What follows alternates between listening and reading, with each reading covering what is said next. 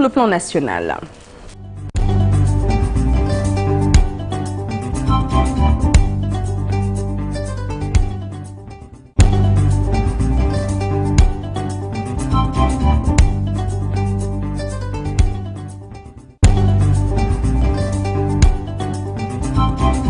Et c'est avec vous, cher Tidiane Diawo, nous démarrons l'actualité nationale par l'ancien chef de l'État, Macky Sall, qui s'est ouvert dans une lettre adressée aux Sénégalais. À plus de 7 mois après avoir quitté le pouvoir, la tête de liste de la coalition Takku Wallu se dit plus que jamais convaincu que la solution pour un Sénégal meilleur ne viendra pas du tandem Diomaye-Sonko. Dans sa lettre, l'ancien chef de l'État a fait l'éloge de son bilan après 12 ans passés à la tête du pays en listant ses réalisations. Il soutient que 8 mois après, ses acquis sont gravement menacés avec une économie en berne selon ses dires. Macky Sall accuse l'actuel régime dirigé en mode de gouvernance, le reniement, le populisme et contre-vérité, la manipulation également. Et puis nous parlons de la campagne électorale du PASTEF qui est endeuillé par la mort d'un militant suite à un tragique accident. C'était dans le département de Mbacké vers 15h30 à hauteur de Daro Minam. Un véhicule pick-up du cortège des patriotes s'est renversé, causant la mort d'une personne. L'accident a également fait des blessés, dont 6 dans un état grave. Les victimes ont été acheminées vers l'hôpital Matlaboul Fawzeni de Touba et l'hôpital Cheikhoul Khadim. On voit cela dans cet élément signé par Mbaye Diao. Un drame s'est produit ce jour dans le département de Mbacké alors que la caravane de la coalition PASTEF se dirigeait vers la commune de Darou Naïm. Un accident tragique impliquant l'un des véhicules de la caravane a causé la mort d'une personne et a fait 16 blessés, dont 6 sont dans un état grave. Les blessés graves ont été pris en charge en urgence et transportés vers l'hôpital afin de recevoir les soins médicaux nécessaires. D'après les premières informations recueillies, l'accident serait survenu suite au dérapage d'un des pick-up qui participait à la caravane.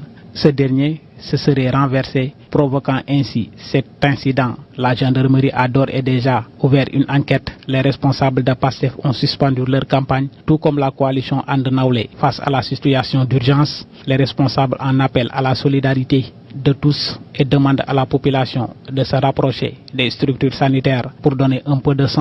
Merci beaucoup, Pape Mbaye Diawo. Et puis, cher Tidiane, la dépouille de Mamadou Moustapha Ba attendue ce jeudi à Dakar.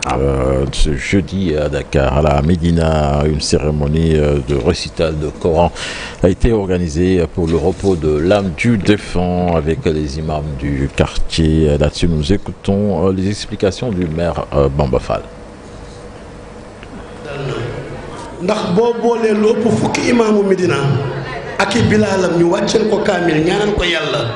Nous sommes rassurés aujourd'hui.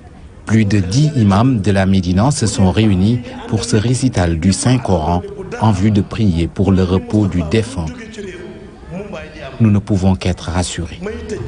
Tous les partis politiques se sont passés le mot pour surseoir à toutes leurs activités en raison de la disparition de Moustapha Ba. Cela nous rassure également. Le rappel à Dieu si brusque de feu Mamadou Moustapha Ba doit tous nous interpeller pour qu'on sache que notre vie sur terre n'est pas éternelle. Nous devons avoir une conduite exemplaire vis-à-vis de nos prochains. Nous devons toujours nous garder de dire de mauvaises choses sur autrui. Moustapha Ba, que le bon Dieu l'accueille dans son paradis céleste.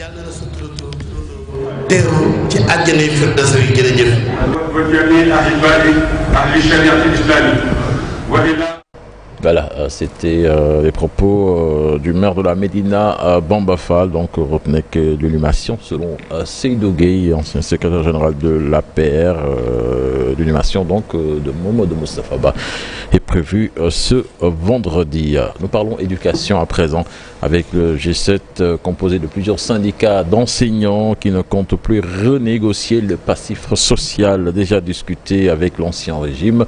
Cette fois-ci, les enseignants attendent des actes concrets, surtout en ce qui concerne la situation des décisionnaires qui devaient être alignés Depuis longtemps, la rupture du dialogue social est aussi décriée par les enseignants, vu les actes posés depuis quelque temps par le nouveau régime. Fatou Bintou Conté et Gafaraba ont assisté à leur conférence de presse. La question de l'alignement des décisionnaires sur les fonctionnaires, les lenteurs administratives, l'application des accords signés avec le G7. Tout cela fait partie d'un passif social déjà discuté avec l'ancien régime, que le G7, ce regroupement de syndicats d'enseignants, ne compte plus rediscuter avec ce nouveau gouvernement. C'est des accords qui ont été stabilisés avec d'ailleurs, en son temps, un échéancier précis.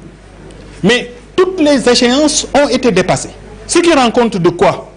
Mais de cette patience de la partie syndicale. Je crois qu'aujourd'hui, le moment est venu pour ces nouvelles autorités de rompre avec une tradition de leurs prédécesseurs. Et ça, nous leur avons dit depuis le début. Ces enseignants qui ont remarqué une rupture du dialogue social, vu les actes posés depuis quelque temps. Alors, on tient des rencontres hautement importantes. Et dans ces rencontres-là, vous ne voyez pas la part syndicale. Je peux donner l'exemple donc du conseil interministériel. On n'a pas vu les syndicats présents et cela a été dénoncé à l'époque par les syndicats. Vous avez vu aussi que dans le cadre de la gestion même du secteur de l'éducation et de la formation, des décisions majeures sont prises sans pour autant qu'on implique les syndicats. C'est pourquoi, pour une année scolaire apaisée, le gouvernement n'a qu'à revoir sa copie, selon les membres du G7. Si elles vont dans le sens que nous venons de décliner, mais personne n'est plus patriote que nous et soucieux de la stabilité du système éducatif, qui est notre raison donc de vivre. Maintenant, à défaut, à l'évidence, mais nous aviserons, nous prendrons toutes nos responsabilités. Il faudrait que ce soit clair, net et précis. Le G7 met en garde ses nouvelles autorités sur la politique d'austérité qu'ils veulent mettre en marche. Et donc là, l'essentiel de l'actualité nationale de ce matin, Dienaba. Merci beaucoup, cher Tidiane Diawo. Et puis à 7h40, nous irons donc à la RFM 94.0. Un Sadie, tête de liste nationale en Dodolé. Liguey Kati sera l'invité de Babacar Fall et de sa team. Un jour au Sénégal, un jour dans le monde. Yahi Koumandiaï nous donne rendez-vous donc tout à l'heure. Et puis, de quoi est-il le nom? Nous irons à Kaolack pour essayer de comprendre d'où vient le nom Challenge. Donc tout à Challenge. Ah, c'est Djaleng. Donc là, Djaleng.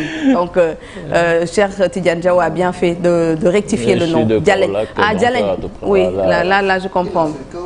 Ah, d'accord, ok. C'est mes voisins. D'accord. Là, je comprends mieux. Donc, Djaleng, on va découvrir. Donc, c'est un quartier, c'est ça?